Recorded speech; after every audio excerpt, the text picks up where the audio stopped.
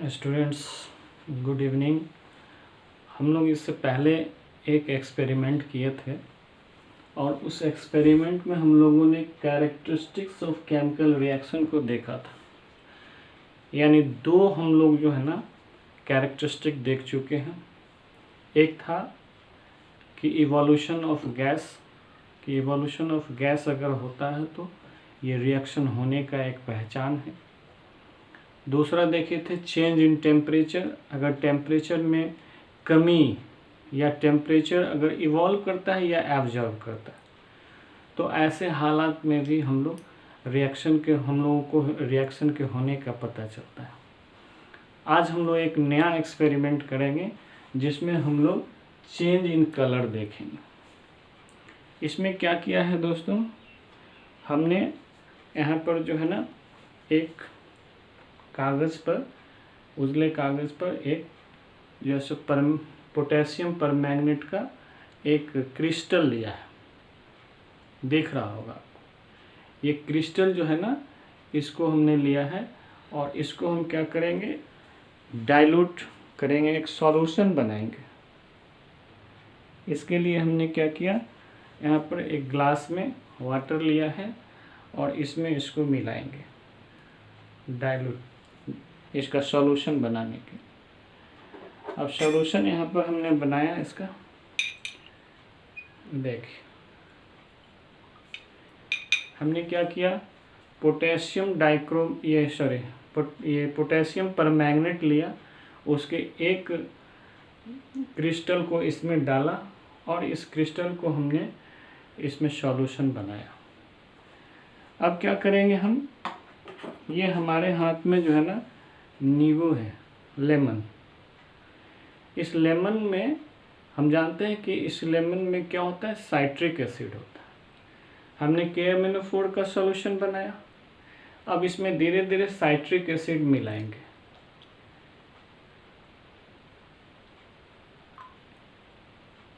Citric acid मिलाएंगे इसमें। देखेंगे क्या कि जो जो हम इसमें साइट्रिक एसिड मिलाते जाते हैं इसका कलर फेंट करता चला जाए।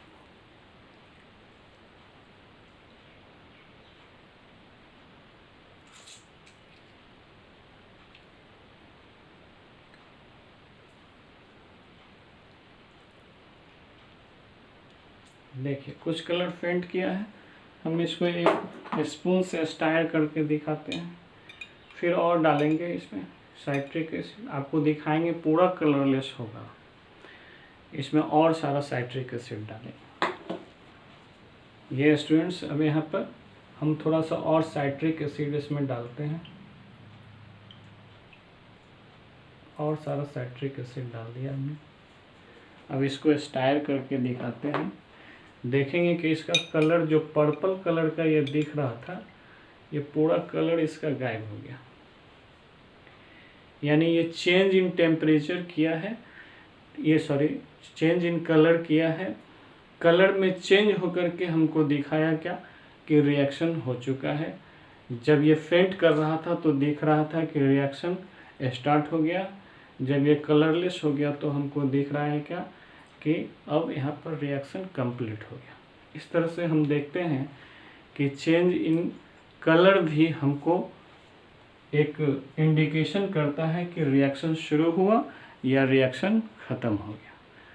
ठीक है, इसी को हम लोग अब लिखेंगे।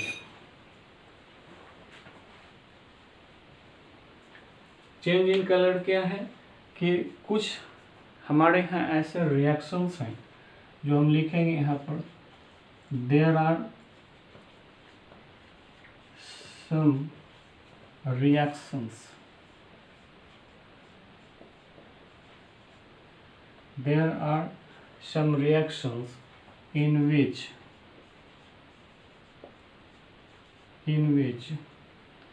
the change in color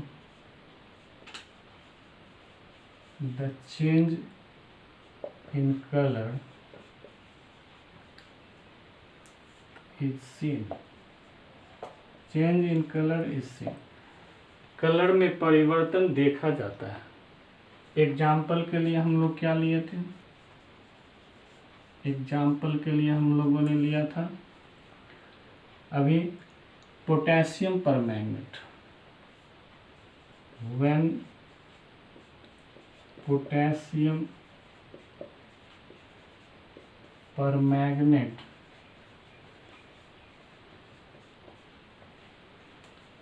solution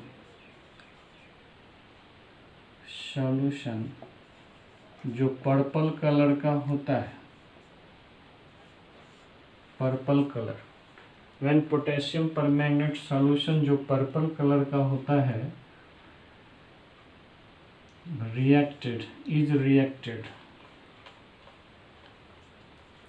is reacted with citric acid,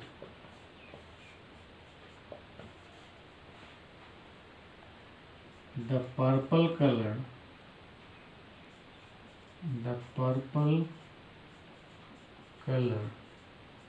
of potassium permanganate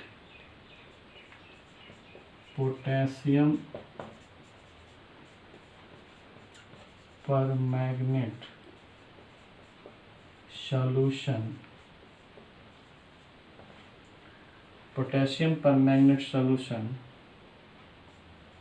turns into colorless solution।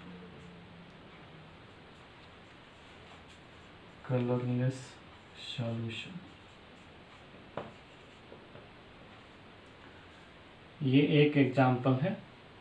दूसरा एग्जाम्पल भी हम लोग लिखेंगे, इसको नोट कर लीजिए। सेकेंड एग्जाम्पल हम देखते हैं, एग्जाम्पल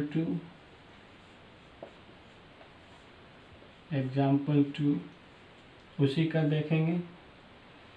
इसमें क्या करते हैं, पोटेशियम डाइक्रोमेट लेते हैं,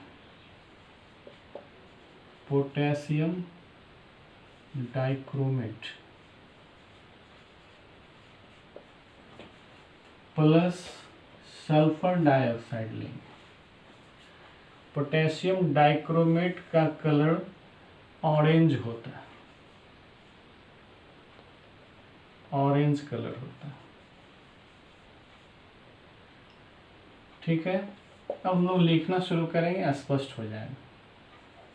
when potassium dichromate solution, colour इसका कैसा होगा, ऑरेंज होगा। When potassium dichromate solution is reacted with sulfur dioxide,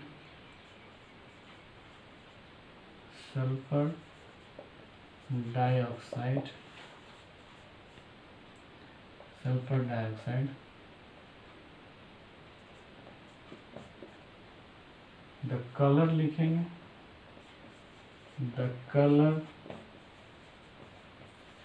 of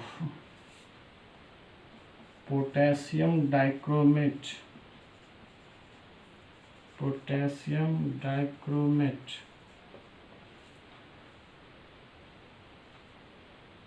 the color, the orange color कर लीजिए, the orange color of potassium dichromate turns into green, ये green में बदल जाता है। ये दूसरा एग्जाम्पल है चेंज इन कलर का, इसको नोट कर लीजिए। स्टूडेंट्स, अब हम लोग चेंज इन स्टेट देखेंगे, कैरेक्टरिस्टिक ऑफ केमिकल रिएक्शन का फोर्थ जो इंडिकेशन होता है उसको। चेंज इन स्टेट देखने से पहले हम लोग यहाँ पर एक जो है सो एक छोटा सा डिस्क्रिप्शन करेंगे कि हमने एक ये कैंडल लिया है और इस कैंडल को हम लोग जला दिए हैं, लिट कर दिए हैं। ठीक है, अब हम लोगों को ये मालूम है ये कैसा, यहाँ पर जो वैक्स है, ये वैक्स ये सॉलिड स्टेट में है। ये हम लोग को पता है कि सॉलिड स्टेट में वैक्स है, और ये जब बर्न्स करते हैं तो केमिकल रिएक्शन होता है, यानी केमिकल चेंज होता है। केमिकल चेंज ही तो केमिकल रिएक्शन है। तो हम लोग यहाँ पर बर्निंग ऑफ वैक्स में पढ़े थे कि it is a types of chemical change. अब हम लोग एक और बात यहाँ पर रिकॉल करेंगे कि फ्लेम, जो कि क्लास 8, 7, 8 में पढ़ाई होती है फ्लेम के बारे में, 9 में भी शायद इसका है। तो यहाँ पर फ्लेम कैसे क्रिएट होता है ये आपको पता है कि whenever the fuels combusted as gases, gas के रूप में अगर फ्यूल्स को जलाए जाते हैं तो फ्यूल्स जो जलते हैं गैस के रूप में तभी फ्लेम देता है, सॉलिड के रूप में जलेगा तो फ्लेम नहीं देगा। इसका मतलब है कि ये वैक्स जो है ना सॉलिड स्टेट से यहाँ पर आके ये लिक्विड स्टेट में कन्वर्ट करता है, और फिर लिक्विड से यहाँ पर गैसियस स्टेट में कन्वर्ट करता है। यानी यहाँ पर वैक्स का जो है ना तीनों अलग अलग फॉर्म हैं, सॉलिड फॉर्म, लिक्विड फॉर्म, ये भी वैक्स है हमारा, वैक्स यहाँ पर रहता है, और ये गैस के रूप में वैक्स यहाँ पर जल रहे हैं। तो इस तरह से हम देखते हैं क्या कि स्टेट में यहाँ पर चेंजेस होता है, और जब ये गैसियस स्टेट में आके जलता है तो फिर बनाता क्या है, कार्बन डाइऑक्साइड प्लस वाटर, ये हमारा प्रोडक्ट निकलता है। इसको हम लोग इससे पहले पढ़ चुके हैं। तो हमने क्या देखा कि चेंज इन स्टेट हो रहा है। तो कुछ रिएक्शन ऐसे हैं जिसमें स्टेट चेंज करते हैं, बहुत सारा रिएक्शन हम आपको दिखाएंगे स्टेट चेंज करेगा। चेंज इन स्टेट यहाँ पर लिखेंगे there are some types of reactions,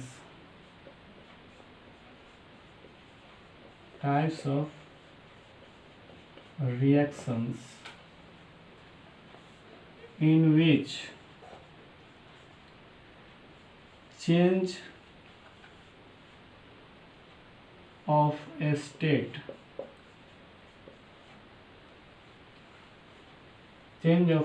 occurs। इसलिए मैंने यहाँ पर बर्निंग ऑफ वैक्स या बर्निंग ऑफ कैंडल एग्जाम्पल लिया है ताकि आपको याद रहे कि बर्निंग ऑफ वैक्स में हमारा चेंज इन स्टेट होता है। लेकिन एक दो एग्जाम्पल और देखिए आप। एग्जाम्पल हाइड्रोजन है, ये गैसियस फॉर्म में होते हैं, ऑक्सीजन भी गैसियस फॉर्म में होते हैं, और जब ये रिएक्ट करके वाटर बनाता है तो ये लिक्विड फॉर्म में होता है। इसका मतलब है कि चेंज इन स्टेट यहाँ पर देखा गया। लिखेंगे when hydrogen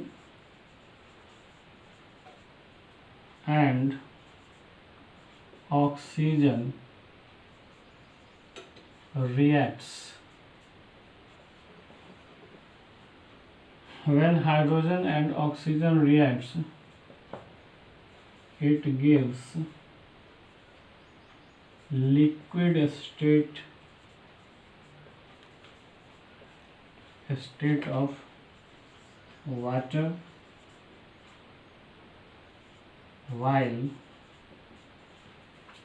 both are gases, जबकि दोनों के दोनों गैस होते हैं। तब जाके ये लिक्विड में देता है। जो ही आपका लिक्विड जमा होने लगेगा आप समझेंगे रिएक्शन स्टार्ट हो गया, और जब ये जमा होना बंद हो जाएगा तो आप समझेंगे क्या, रिएक्शन कंप्लीट हो गया। इसको नोट कर लीजिए।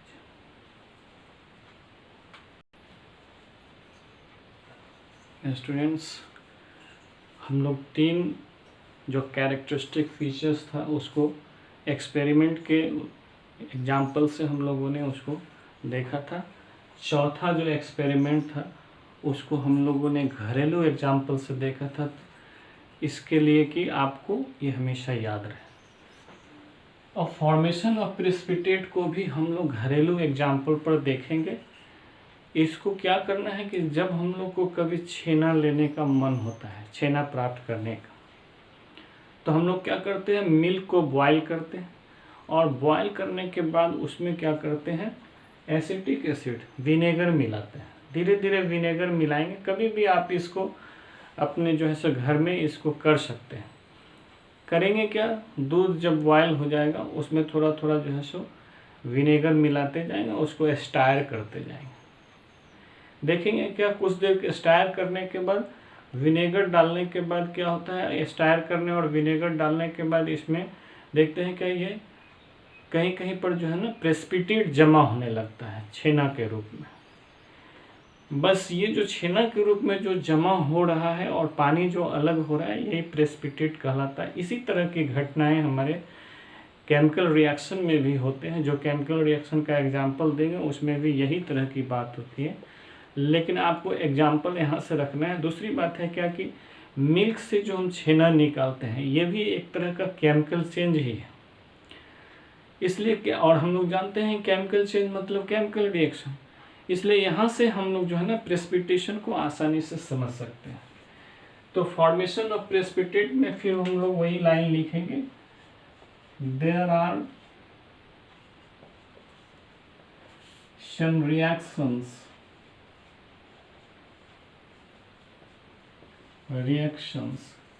in which precipitate is formed.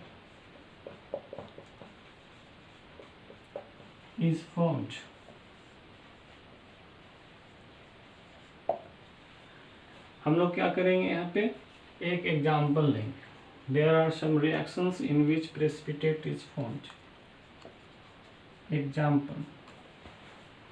Example में हम लोग क्या लेंगे, पोटेशियम आयोडाइड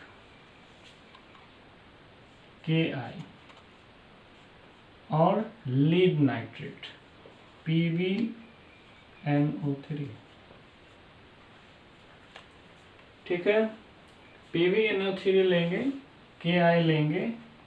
अब क्या होता है कि यहाँ पर वही रिएक्शन आपको देखने को मिलेगा, इंटरचेंज ऑफ द मेटल्स या केटायंस। तो क्या है कि यहाँ पर केटायंस का इंटरचेंज होता है, ये यहाँ और ये यहाँ,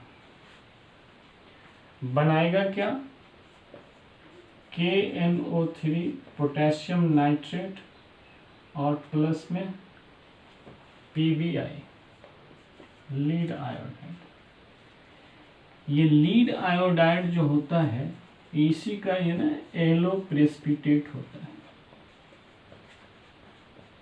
प्रेसिपिटेट। जैसा हमने दूध की बात बताया था, मिल्क का, मिल्क में कुछ पानी रह जाते हैं, वाटर लाइक संरचना रह जाता है, कुछ छेना अंदर जो है सो नीचे सेटल डाउन हो जाते हैं। उसी तरह से यहाँ KNO3 जो होता है वो वाटरी लाइक संरचना आपको दिखेगा, और PbI जो है ना एक एलो दही के समान नीचे में जमा हुआ दिखेगा, वही प्रेसिपिटेट कहलाता है। इसको लिखेंगे, when potassium iodide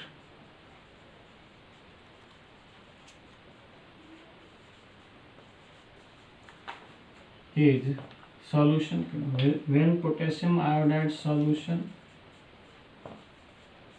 is treated with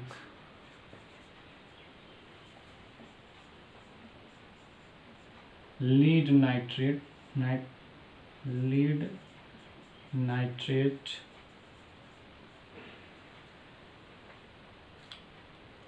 the yellow hello precipitate of PBI is formed. इस तरह से स्टूडेंट हमने जो 5 टाइप्स के जो केमिकल रिएक्शन के कैरेक्टरिस्टिक फीचर्स थे इसको हम लोगों ने आज कंप्लीट कर लिया। इसको नोट कर लीजिए।